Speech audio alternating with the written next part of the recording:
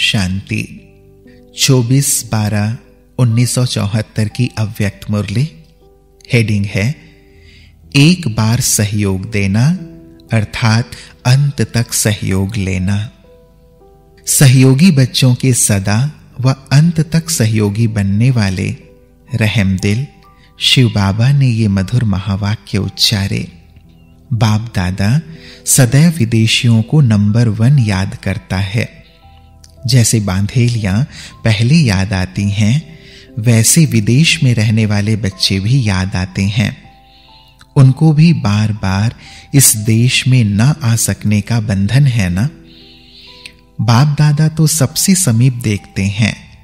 जो फॉरेन में सर्विस पर गए हैं वह कोई दूर हैं क्या?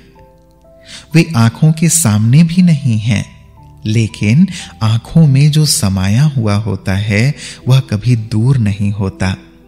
वह तो सबसे समीप हुआ ना।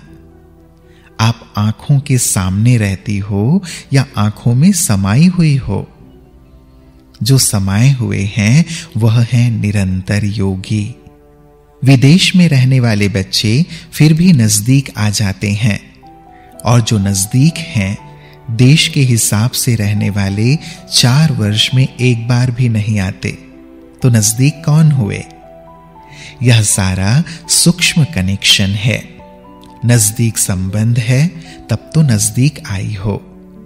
यह तो है ना।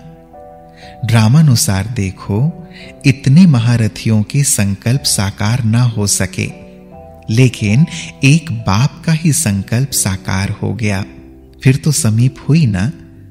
अपने को बाप दादा से दूर मत समझो।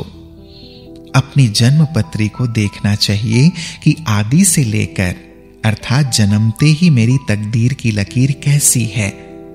जिनको जन्म होने से ही तकदीर प्राप्त है, तकदीर बना के आए हैं आदि समय की, उसी आधार पर पीछे भी उनको लिफ्ट मिलती है।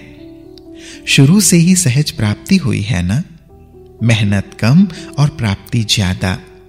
यह लॉटरी मिली हुई है। 1 रुपए की लॉटरी में लाखों मिल जाएं तो मेहनत कम प्राप्ति ज्यादा हुई ना।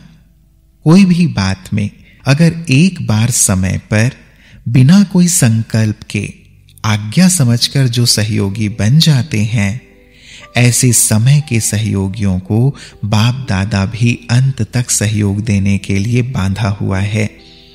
एक बार का सहयोग देने का अंत तक सहयोग लेने का अधिकारी बनाता है। एक का 100 गुना मिलने से मेहनत कम प्राप्ति ज्यादा होती है, चाहे मन से, चाहे तन से अथवा धन से।